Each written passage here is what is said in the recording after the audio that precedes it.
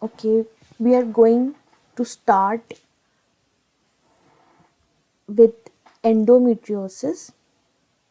So, our topic of discussion today will be endometriosis so that you can understand and memorize it easily. To understand endometriosis, you see here, first of all, this is normal uterine cavity. This is our uterus. These are the fallopian tubes, ovary. This is myometrium, endometrium, serosa, cervix, and this is vagina. What happens in endometriosis is that when there is the presence of this endometrial tissue and the glands and stroma inside this endometrial tissue, it displaces outside this uterine cavity.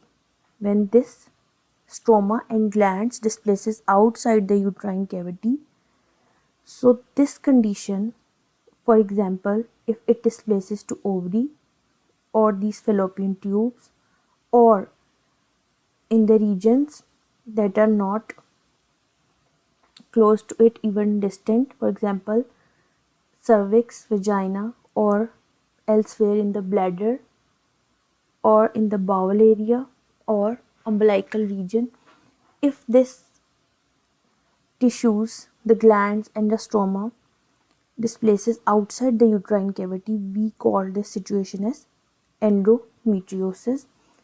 Just look at this situation, and when this displaces, it will be like this, and it is just the endometrial tissue inside displacing outside the uterine cavity in the fallopian tubes at the ovaries. So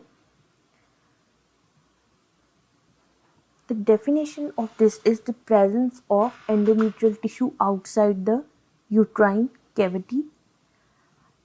So what causes this? What is the etiology behind this?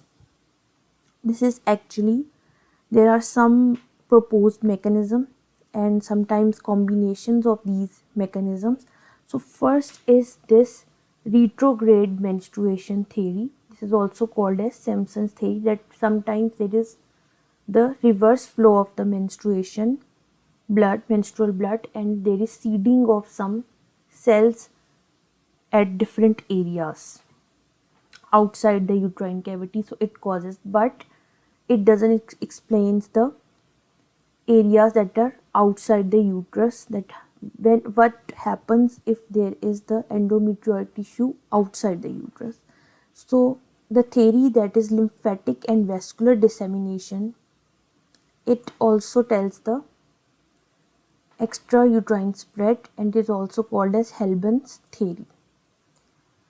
The third is autoimmune theory. In this theory, there is proposed that there are some antigen antibody reactions at different sites, and there are the increased levels of anti-endometrial antibodies.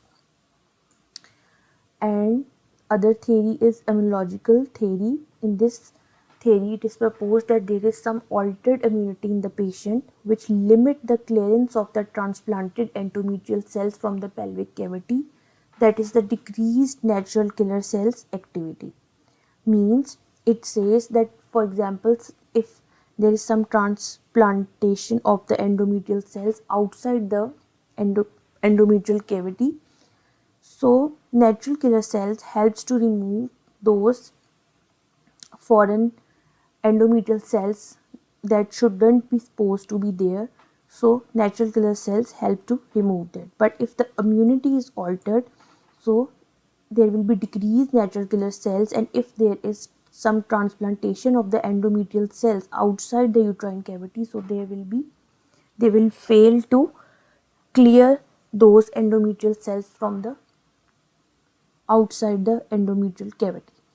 So what are the sites of implantation where the endometrial cells, the glands and stromas can be implanted? The sites of implantations are ovaries, most common, then fallopian tubes, ligaments that are broad or uterosacral, pouch of Douglas, and pelvic peritoneum. In the lower genital tract, it can be in the cervix, vagina, rectovaginal septum, episiotomy, scars, the extragenital organs that are bladder, rectum, lungs, umbilicus, abdominal, scars. And what is the epidemiology behind here? There is 15 to 30% of the premenopausal women, and the mean age in which this endometriosis or this disease attack is 25 to 35 years. What are the risk factors? Family history. If the patient has this endometriosis to a first degree relative, then there will be 7 to 10 fold increased risk of this disease. If there are obstructive anomalies of the genital tract and there is early onset of that, then it will resolve with the treatment of that anomaly only. Nulliparity is also the risk factor, age more than 25 years. Clinical features are depend where the implant is, and where the implant will be, it will behave in a cyclical pattern as we got menses in a cyclical fashion after 28 days or the mean period of 22 to 28 days. The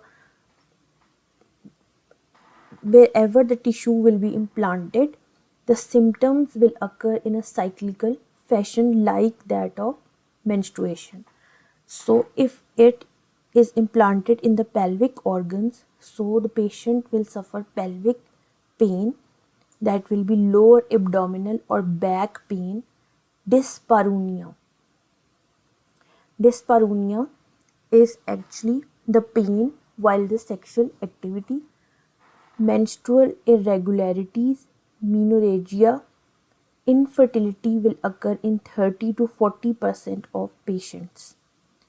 And dysmenorrhea, painful cramps while menstruation. So these features all will occur in a cyclic fashion in GIT, in the rectum, rectal pain, rectal bleeding, tenesmus, cyclical diarrhea, constipation, hematochezia. In urinary bladder, hematuria, frequency, urgency. In umbilical scar, there will be pain and bleeding, and the bleeding will be cyclical. In the lungs, there will be cyclical chest pain, dyspnea or cough, hemoptysis. The important thing will be the cyclical symptom appearance. Cyclical symptom appearance is important. The classic triad is dysmenorrhea, dyspareunia, and dysgeusia. The dysgeusia is actually constipation that is associated with defecation reflex, and that defecation reflex is defective. So the constipation associated with defective reflex for defecation is dysgeusia, dyspareunia, dysmenorrhea. This classic triad is for endometriosis.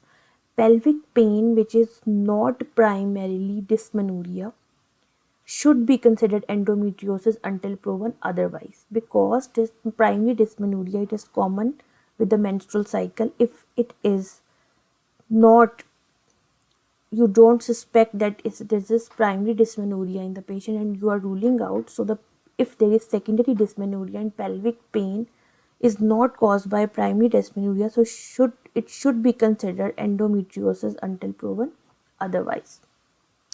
If you see on examination, the patient will have pelvic organs fixed and immobile due to adherence. Fixed and immobile due to adherence, and the investigation of choice will be laparoscopy, and on laparoscopy we will have direct visualization of the lesions and then we will do biopsy.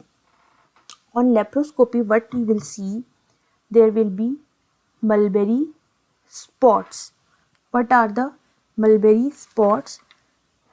Mulberry spots will be dark blue or brownish black implants on the uterosacral ligaments, cul-de-sac, or anywhere in the pelvis. Then what can we see? Chocolate cyst. What is this chocolate cyst? This is the collection of old blood found on the ovaries and also known as endometriomas. We can find powder burns. These are the lesions on the peritoneal surfaces. Then early white lesions and clear blebs and the peritoneal pockets can also be seen. CA-125, it can be increased but it is not diagnostic. It can be increased but it is not diagnostic. So what could be the treatment for this patient? The first line treatment is OCPs, in which there is cyclic and continuous estrogen progestin, and then progestins can be given alone, in which there is intramuscular medroxy, progesterone, Depo-Provera or oral Dinogest, and there can be Mirena, IUS. The second line treatment is gonadotropin hormone agonist, gonadotropin releasing hormone agonists, that are leuprolide and danazol. What are the surgical options? Surgical options. First of all, the surgical confirmation of disease is not required prior to starting the medical management, and asymptomatic endometriosis does not require any treatment. Management depends on certainty of the diagnosis, severity of the symptoms, and extent of the disease, and desire for future fertility, and impact of the gastrointestinal and gastrourinary symptoms. For example, intestinal obstruction. So, in conservative laparoscopy, if it will be done if a patient wants future pregnancy, and what we do here will be using laser electrocautery with or without laparotomy. There will be ablation or resection of the implants. There will be lysis of adhesions, ovarian cystectomy of the endometriomas. And if the patient do not want to become pregnant post-op, patient should be suppressed medically to prevent recurrence. But if the patient family is complete and no pregnancy is desired, in the presence that there is no response to medical treatment, then the definitive treatment will be bilateral salpingo oophorectomy. Bilateral salpingo oophorectomy with or without hysterectomy. So we see the case here. A 28-year-old woman has a 3-year history of primary infertility. We have already discussed primary for infertility. She presents with increasing symptoms of steady aching lower abdominal pain at the time of menses. So in endometriosis, the patient can present with primary infertility with lower abdominal pain at the time of menses. The pain persists throughout menstruation and often after radiates into the rectum. Tender nodule is in the uterosacral ligaments are noted on the pelvic examination. Which of the following would be most contributory investigation? So we have already discussed the gold standard for this is endometriosis is diagnostic laparoscopy.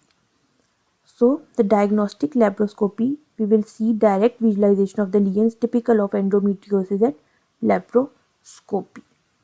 So hope you have understood the topic clearly. So thank you.